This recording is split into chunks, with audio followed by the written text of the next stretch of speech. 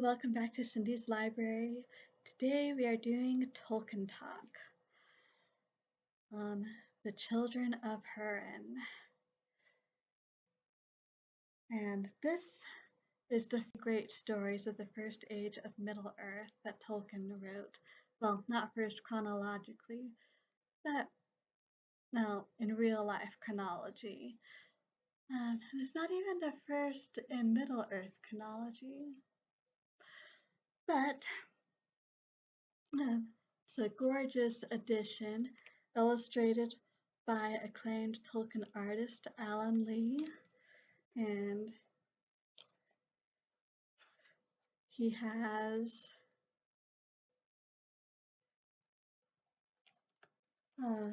both sketches in here, as you can see, and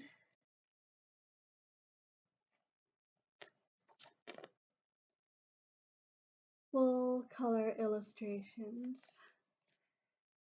But the Children of Hurin, oh, it was a story close to Tolkien's heart.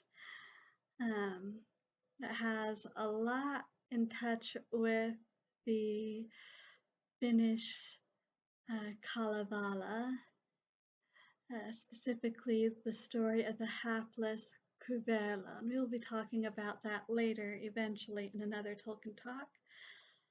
But that story is tragic, and this story is equally tragic, although it has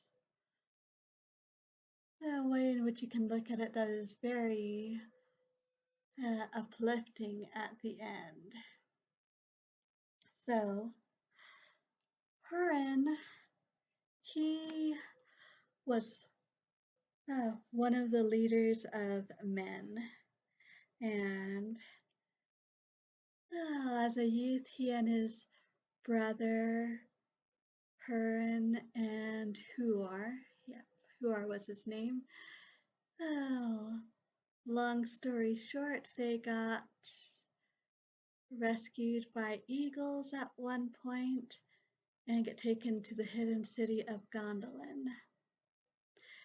And the only reason that Turgon, the king of Gondolin, allows them to lead is because they came by eagles, and they're allowed to leave by eagles because they really don't exactly know where they are in that case.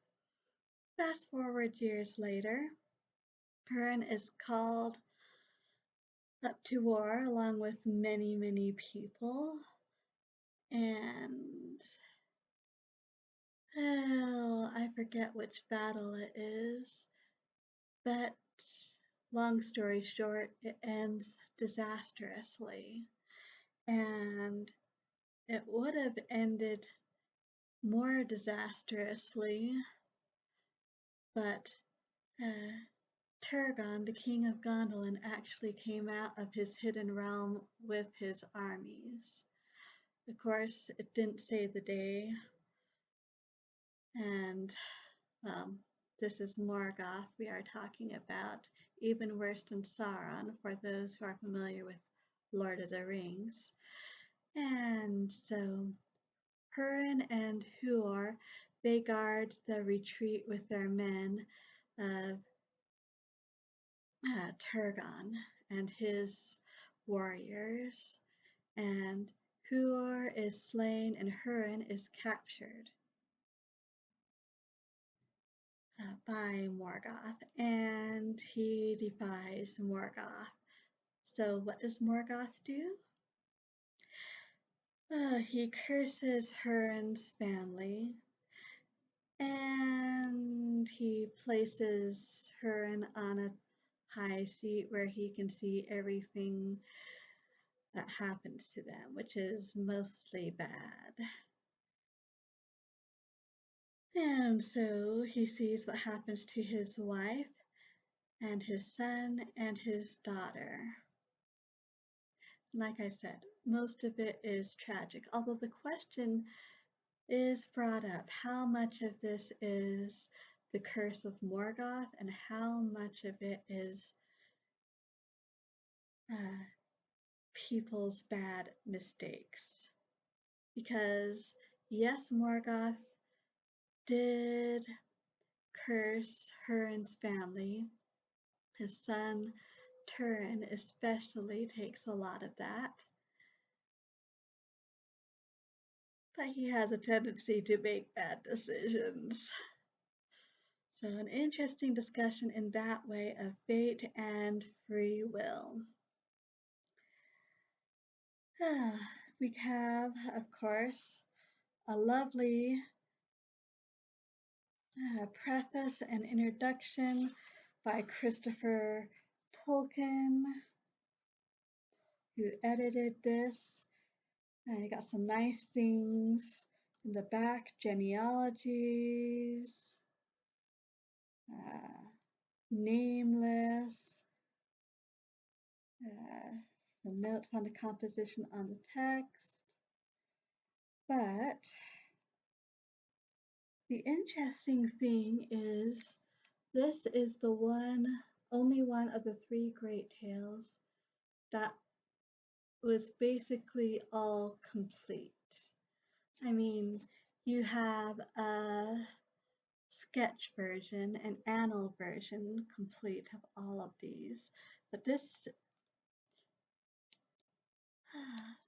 was one of the more expanded versions in the 1930s, before Tolkien set aside his Silmarillion work to work on The New Hobbit, aka Lord of the Rings, which kind of got out of hand. And this is the one he came back to, rewrote, fleshed out even more, and basically finished it for once. So it is basically complete in and of itself, which for Tolkien is a minor miracle if you know anything about his writing and his tendency to want to revise and revise again and again. So, very tragic story, but hopeful in the end.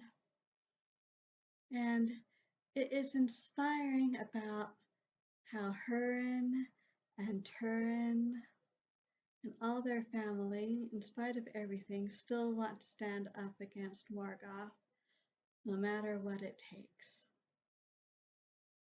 That's not a bad message for today. Just because something won't end well doesn't mean that it shouldn't be done if it is the right thing to do. So, that was Tolkien Talk for today. Let me know if you've ever read Children of Hurin, or if this inspires you to read it. I'd love to hear what you think about it. And so, thank you so much for stopping by. I really do appreciate it. And until next time, I hope we all stay safe and healthy. And as always, happy reading!